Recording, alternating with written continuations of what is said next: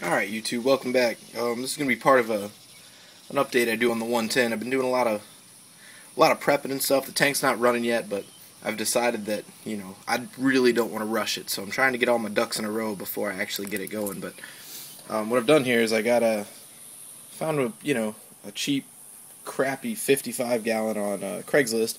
I'm going to use this for the sump for the 110. So I got it for really cheap. And it leaks a little. When I got it, you can see there's no silicone here. It wasn't there.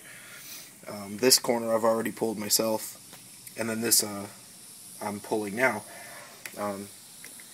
If you've never re-siliconed a tank, it's actually really simple. So don't be afraid to buy one off Craigslist that leaks, as long as the glass isn't cracked. If the glass is cracked, I don't know. You could probably silicone it, but do what you got to do. But as far as leaks, because the silicone is bad, this one obviously has been re-siliconed before, and you can tell that. This is what I've pulled so far. You can tell because you can see the blue versus the clear silicone. The blue is factory. The white is where somebody just re-siliconed over it instead of pulling the old stuff. So they didn't cure the leak, and then the clear silicone didn't stick to the glass correctly, so it just leaked again. So when you reseal a tank, you want to get rid of as much of the old silicone as possible.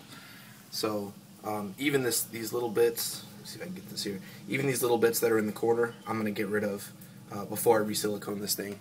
The next thing you do once you get rid of all the silicone is take isopropyl alcohol, I don't know what's worked for me in the past, and you rub it anywhere that, well really, I mean ideally you should clean the whole tank with it. Obviously, rinse it out really well before you put any livestock in it, but especially you want to take great care to isopropyl alcohol at the spots where silicone was to get rid of that greasy film. Otherwise, the new silicone won't seal, which is what's going on with this one.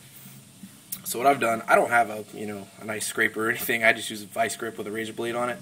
Works fine. Be careful not to scratch the glass. It's easy to hit it. You hear that? That's the edge of the vice grip hitting. So, be careful not to do that as much as possible. But all you do is just like that. You do it on one side, and then you do it on the other side, and then let me set this aside. Oh, there it is. And then it should come out. It's easier, I find, that if you take it out in chunks. So kind of go slow, pull softly. If you yank hard, it'll pull off big chunks, or I mean small chunks like this, and then you're going to be here all day doing it. This is by far the longest and most pain in the ass part of resealing a tank. Once you get it all out and clean, putting new silicone in, even on a tank this size, would take me 10 minutes. You just get a GE1, I think is what it is. Just make sure you get something without mildew resistance, because that's chemicals that kills things. So you don't want to put that in with a tank. So GE1, it's the non-mildew resistant, and it works fine. Some people say, oh, you can't use that because it doesn't say aquarium safe on it. I don't know. Look at my 20 long, and that's what I resealed it with, so it works fine. But that's it for this, just resealing the 55. I'm going to turn this into a sump. I have a baffles plan, and something I've been told is don't use acrylic baffles in a glass tank because silicone doesn't seal to acrylic well. I don't know if that's true or not. I'm going to do a little bit more research, but probably I'll end up with glass baffles. Why risk it? One more thing about this is don't cheap out on your razor blades. You see, this razor, I guess you probably can't tell on a video, but this razor blade is really thin. It's a cheap little crappy box of blades that I got. But what happens is as you're doing this, they break. And that's irritating because then you're changing blades, which on a vice grip isn't all that big a deal. But on an actual scraper, it would be irritating. So, spend the extra $1 and get a pack of real razor blades. So, that's all I got. I'll probably throw this in with something, or maybe I'll just upload it on my own. But anyway, thanks for watching, and I'll see you on YouTube. Alright everybody, I'm back. I guess this video is turning more into a resealing a glass tank video. It's already like 5 minutes long, so I guess I'll just post it like that. And I apologize, the lawn dude showed up, so a little loud out here, so I'll try and talk a little louder. A couple of disclaimers. First, all the tips I'm giving you here are for glass tanks. I don't know anything about aquarium tanks, or I mean acrylic.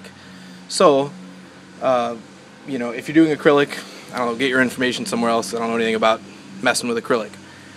Except that silicone doesn't seal to it well, so you're not supposed to, you know, make baffles for a glass sump out of acrylic because it doesn't seal well. The second thing is, even though I've gotten almost all the silicone out, you can see it there, you can see this like film, maybe? I don't know, maybe you can't, but I can see it and it's there, and you can feel it. So even after you scraped it all off and it looks mostly good, you rub your finger along and you'll feel like these teeny little, really like hair-thin chunks. Those need to come out because, like I said before, silicone does not seal to silicone well. So all those spots where those teeny little chunks are, the silicone's not going to stick. So it'll probably seal fine, but I don't know how long it'll last, you know, so make sure and get those off. Using isopropyl alcohol really helps. It breaks the seal. I don't know if it breaks down the silicone, but it definitely helps break it from the glass. The next thing is, people keep asking, but you know, like real life people and on YouTube, when you take all the silicone off, does it come apart? And the answer is no. And the reason is, you can see in here that the silicone between the panels is still there, right? You're not taking that out. All you're taking out is the main stuff in the corners. So, you know, it's obviously a lot weaker structure, so if you move it in this state, be very careful. You know, I don't know if it'll come apart or not. I guess that would depend on how big the tank is and a whole lot of different factors, but anyway, as it sits, though, it's not just going to fall apart because you pulled all that silicone off. All the panels, that silicone is still there. I hope that answers some questions. I also wanted to throw in a disclaimer. I don't know if I already said this, but messing around with glass, right? Obviously be careful anytime you have metal tools, right? If I drop this in here, this thing is fairly hefty. It might crack the glass. I don't know.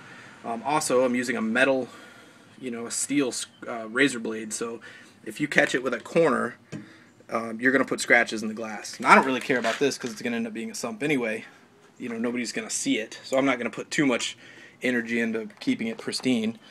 But if you get a cheap tank that you're going to use for a display tank, be very careful because you can definitely put scratches in it that are probably repairable, but I don't know how to do it. And from what I understand, it's really a really in-depth, intensive project, so something you probably don't want to undertake.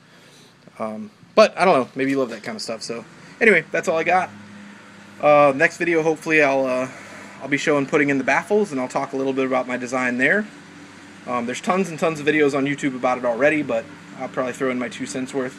So anyway, thanks for watching, and I'll see you guys on YouTube.